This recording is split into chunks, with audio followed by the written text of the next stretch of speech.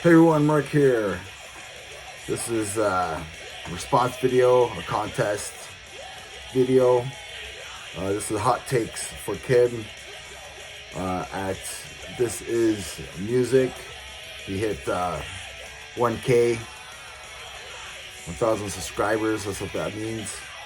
And yeah, I so I decided I subbed to his channel. He's like way over. He's surpassing the 1K now. And he has this, 5 hot takes. So this is like, your opinion on some stuff that maybe some people are afraid to touch. Keep in mind, pretty simple. So I got 5 hot takes here. I'm not gonna do any hot sauce or anything. I'm not gonna drink any of that stuff. I'm not gonna do anything crazy. So yeah, so here's my 5 hot takes. In the background, I do have Hazard playing in the background, the Third Dimension. If you haven't listened to this bad boy, do yourself a favor and do so. And I'm getting the cassette because of the vinyl is just insane. Probably should grab the CD, but this will do. So if you haven't heard of Hazard yet, this is their 3rd album. It's fucking fantastic. So check that out. So 5 hot takes. This is for Kim. First hot take is I think this album's great. I don't know, man. This is the first Slayer album that I ever bought. The Albus of Musica. I love this album from 1998. This guy creeps me out. I see him in my dreams. Look at him. The guy's creepy looking. So yeah, I don't know. It has like a death. It has like a thrash groove to it.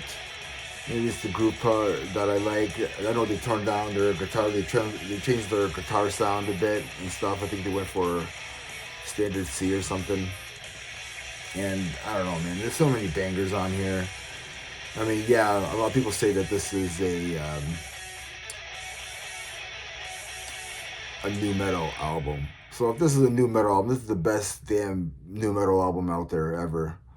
There's maybe a riff or two that kind of has that nu metal sound, and that's from State of Mind. It doesn't matter. This whole album rips. There's a lot of groove parts in it that sound like Biohazard to me. But there's plenty of thrash on here. It's a heavy album. Tom Araya sounds alive on here. I don't know. Yeah, they changed the font. But, I don't know, man. I think it's a great album. So yeah, so that's my first hot take.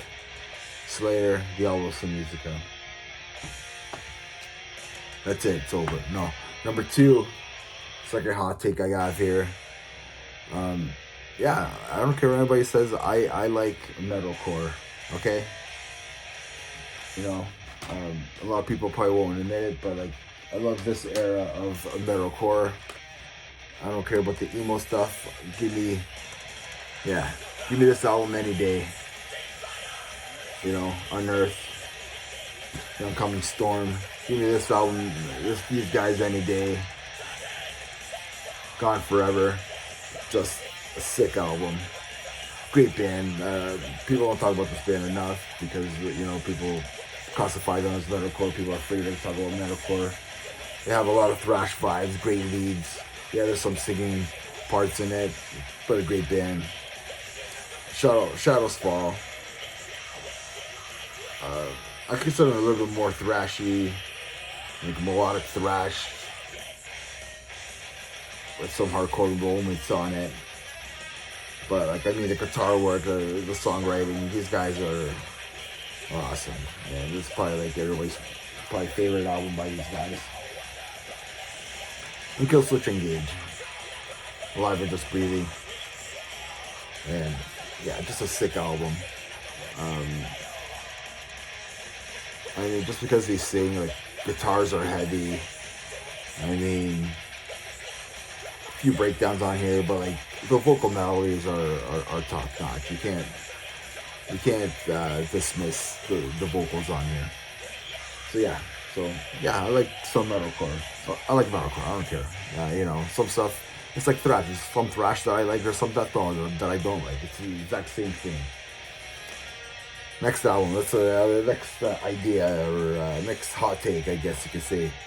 I'm gonna say that Rob Dukes is a better vocalist than Zetro. And like here's I have a Zetro album here. It was probably like my favorite album with Zetro on it. And like Gary Holt says that they made Zetro try his best to sound like Paul Bailoff. And I think this is what this album was supposed to be made for before he passed away. This was supposed to be for Paul Bailoff. But unfortunately he moved on. He passed away, right? So, and then Rob Dukes comes to do this album, and this is a beast of an album. Shovelhead and Kill Machine, and Rob Dukes' vocals are just awesome. I'm talking about that because that's the biggest thing right now. Is that Exodus parted ways with Zetro. Not Zetro parting ways with Exodus. It's Exodus parted ways. So they kicked them out. They kicked them out of the band. There's always been a lot of bickering. Gary Holt saying a lot of stuff about Zetro and calling him a fat ass and all this other stuff from back before. But like this time, he says a lot of stuff. But I don't know, man. I'm really happy that Rob Dukes is back on vocals. I'm actually looking forward to that album. I guess it won't be till 2016 or something, which is pretty cool. What a killer solo that was, right? So number for my fourth hot take. And I think this is a good album. A lot of people talk smack about this album.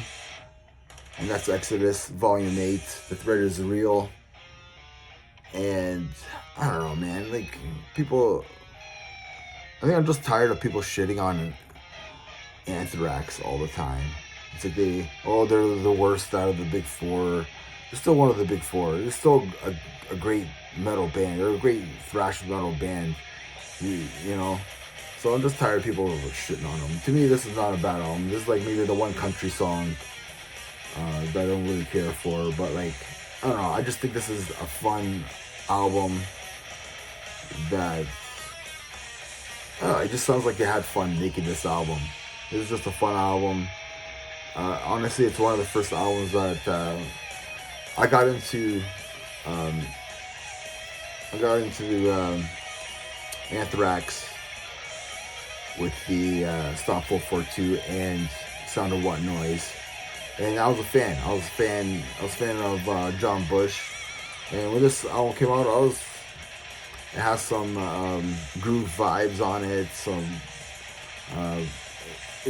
They do a bunch of different stuff, and it doesn't bother me at all. I really enjoy this album. So I listened to this album a lot when it came out and stuff like that. I like it.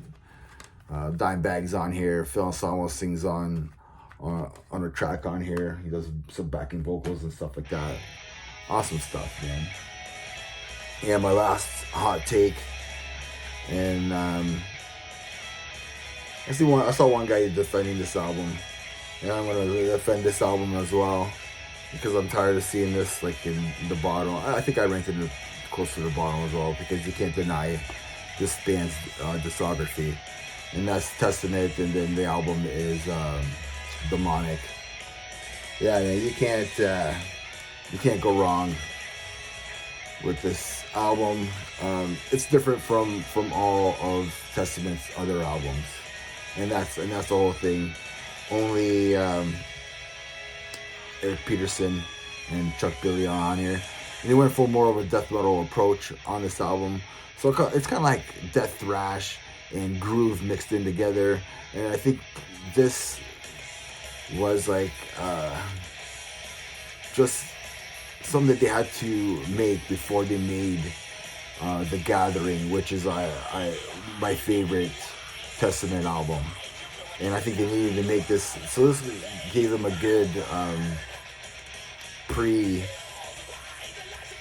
work before the making The Gathering, because that, like, you get death metal, you get thrash, you get groove on that album, you get some great melodic stuff. I know Dave Lombardo's on there and James Murphy's on that album, but this album's a fun one too, man. There's a lot of great tracks on here, and a lot of people hate it for some reason.